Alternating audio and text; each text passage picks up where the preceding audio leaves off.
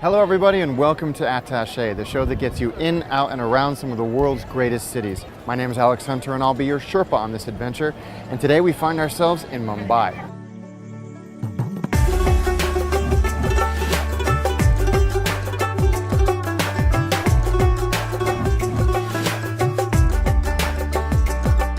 Before we get into the nitty-gritty, there's something I want to mention. Mumbai may feel overwhelming at first, but in the few days that we've been here, I don't think neither Greg nor I have ever felt unsafe. Sure, you take the same precautions as you would in any other city, but even as we walked around all over this city with quite a lot of camera equipment, people only ever came up to us to geek out over Greg's equipment. Cameras, sorry, that sounded... Mumbai is served by Chhatrapati Shivaji International Airport. It's brand new, only opened in 2014. It's clean, modern, spacious, full of great amenities, and not too far out of town, only about 30 kilometers. The easiest way to get from the airport into central Mumbai is a prepaid taxi. Just go downstairs from arrivals and you'll find the prepaid taxi desk. Tell the folks where you're going. They'll quote you a price, but never pay more than 450 to 600 rupees for your journey. They'll give you a paper coupon with a taxi registration number written on it. Head outside, find that taxi, and jump in. The journey to Mumbai city center can take from 45 minutes to 2 hours depending on traffic. Don't pay anything extra when you arrive at your destination because any fees or tolls are covered in the price you negotiated back at the airport. Mumbai is one of the most densely populated places on Earth. 22 million people crammed into a space half the size of London. So getting around can sometimes be an adventure, but it is doable, it is really cheap, and sometimes it can be a lot of fun.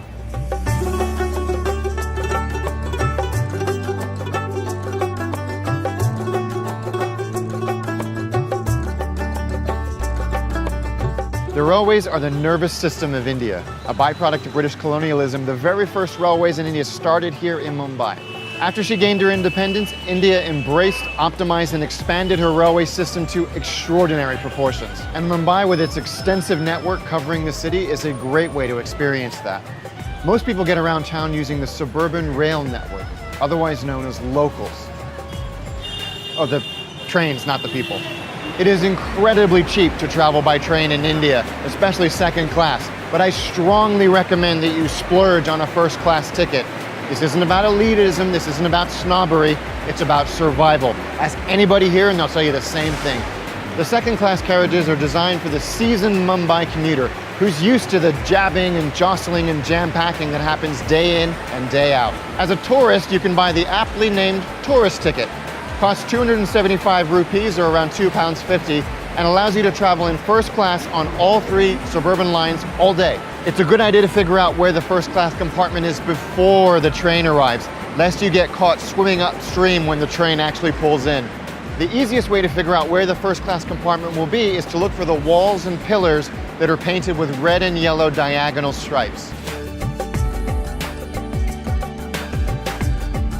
Avoid using local trains during rush hour, first class or otherwise. Rush hour is around 8:30 a.m. to 10:30 a.m. for trains heading towards South Mumbai and 5:30 p.m. to 8:30 p.m. for trains in the opposite direction.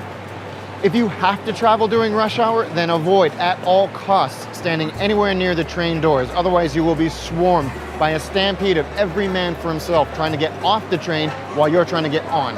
And if you're anywhere near Mumbai Central Station or Chhatrapati Shivaji Terminus as it's known, don't just run to your platform. Come outside and look at the building. That mixture of traditional Indian architecture and Victorian Gothic revival is absolutely stunning, and it's a UNESCO World Heritage Site, so give yourself a few minutes and just take a look. Crossing the road in Mumbai can be exciting to say the least. I'm going to attempt it.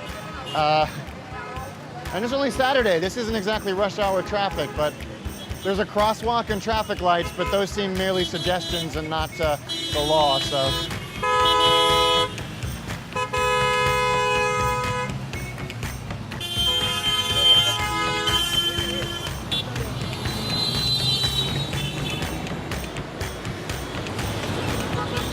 Woo! Wow. I think I aged like 5 years in that process. I think I pooed a bit. Taxis are cheap and plentiful. 10 pounds will get you from one end of the city to the other, no problem. That said, the black and yellow cabs can often, not always, but often be a little on the older side. And if you do decide to take a taxi, new or old, insist on a metered journey, using the meter inside the cab as opposed to a pre-negotiated fare, which can often suddenly inflate at the end of your journey. Now, obviously, most of the taxi drivers here are super honest, but the less scrupulous ones tend to cluster around train stations and airports looking for Johnny Sucker and Janie Tourist. Another great way to get around Mumbai is Uber, which is surprisingly prevalent in the city. There's a few options. Uber Black, which is your regular car, air-conditioned, comfortable, usually with you in about 10 minutes that we found. Or Uber Wi-Fi, which is exactly as it sounds, a car equipped with Wi-Fi. And in this city, which doesn't have a whole lot of open Wi-Fi spots, can be really actually very helpful. If you want to arrive in Mumbai ready to chat, then check out our friends over at italki, an online language learning service that connects you one-on-one with language teachers from all over the world. And if you haven't booked your flight to Mumbai, then I definitely recommend checking out Hipmunk, the fastest and easiest way to book online travel. Check out the show notes below for a direct link to find great fares to Mumbai. Around every corner in Mumbai, you are assaulted by a new smell. Some awful, but some incredible. And almost invariably, the incredible smells come from the street food here. You may look at Mumbai street food and think, maybe I shouldn't, but trust me, just do it. You will be rewarded with cheap, amazingly delicious food. A few things to remember to really make the most out of your Mumbai street food experience. When you see a crowd gathered around a stall, get in line. There is no better endorsement than popularity. Also, make sure that the snack that you're enjoying is cooked right in front of you and that they're using bottled or filtered water. I really wanted the opportunity to meet Kalyan from thefinelychopped.net, which is easily the best food blog in Mumbai, to kind of give us a sense of what we should be eating, how we should eat it, where we should go to find the best eats in Mumbai. So thanks a lot for... I'm so great we could meet up. Yeah, me too. Fantastic. So tell us a little bit about where we are and generally the kind of the Mumbai food scene. So Mumbai is a very interesting city because it's probably the most cosmopolitan of Indian cities, and you've got people from all over India coming here to work, and now there are a lot of international expats as well. And there are different parts of Mumbai in which different communities live, like some people from Gujarat or from South India. So we are right now in Bandra East, Kalanagar, and this is an area which is a very core Maharashtrian area, so which is the state to which Mumbai belongs to. So you're actually in the heart of Mumbai, and it's really interesting because this is a very traditional area, and just a 5-minute cab ride or an auto ride, that's what we call tuk-tuks here, is the Bandra Kurla complex, which is like the new central business district. And you've got all the swank restaurants over there. All the new openings are over there. Just 5 minutes away. Just 5 minutes away. Wow. So it's a completely different world. That's new Mumbai, that's modern Mumbai, and this is what Mumbai was and is. So this here is a place which I come to whenever I come here to work for breakfast, and you get local Maharashtrian snacks over here. It's run by Mr. Kamble, who used to be a sari salesman, and his wife Prabha. So she actually does all the cooking. And then she goes to the Taj Hotel and in Kulaba, and she makes rotis for the staff canteen. So I come here every morning and eat. There are two dishes which are very nice. So this is the poha, and you must try it out. And this is the upma. This tastes better when it's hot. It's like a semolina. So this is made with rice flakes.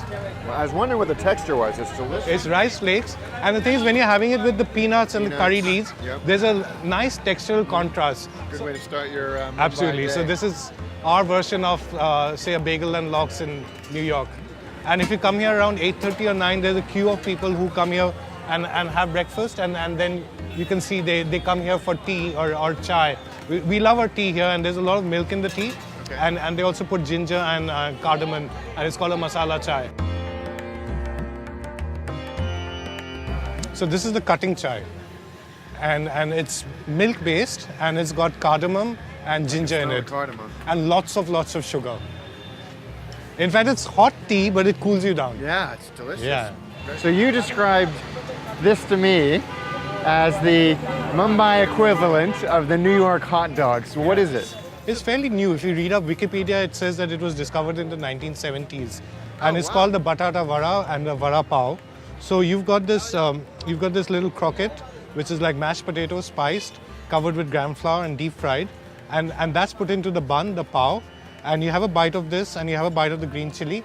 And then you follow it up with some cutting chai. And this is what keeps Mumbai on the go. It's like really cheap. If you put the two of them together, it's about 20 rupees. It's very filling. And you should always choose a shop like this where there's a big crowd. And where people are frying things constantly and everything's made fresh off the counter. Like, I come here and eat regularly. I've never fallen sick. I've never felt burpy or anything at all. So, yeah. So you must try this. It's amazing. So you take a bite. Yeah. So just take a bite like you would of a burger. How do you find it? Delicious. Isn't it? Absolutely delicious. And so with the street food of Bandra East conquered, we say goodbye to Kalyan and head to Nariman Point to end the day with some thali.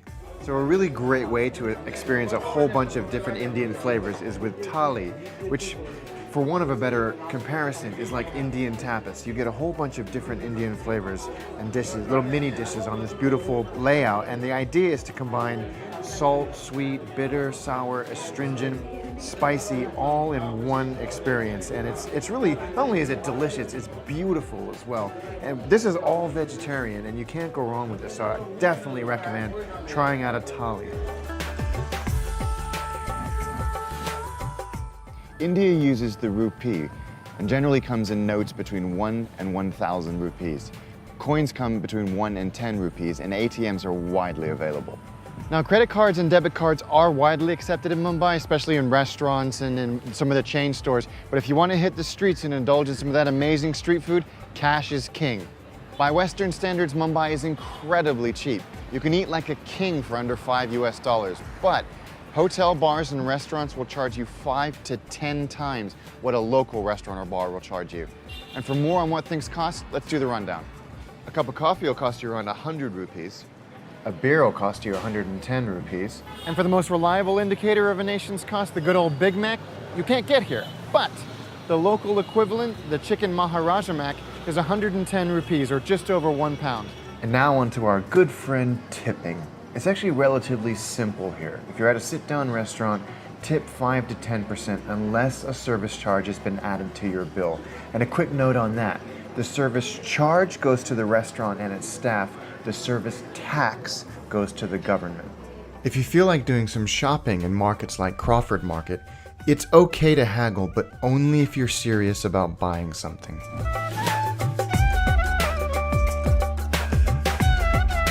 This is the wealthiest city in India. There are more millionaires and billionaires here than any other city in Central Asia.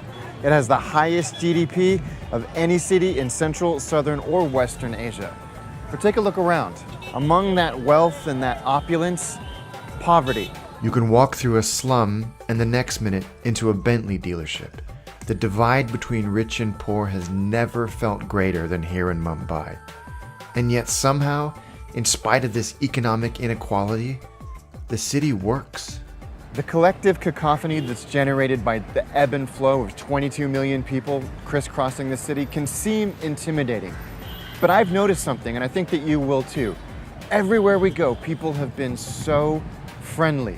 No matter where we are, we've been greeted with smiles and salutations. It's a wonderful feeling, and I think that's something Mumbai can be incredibly proud of.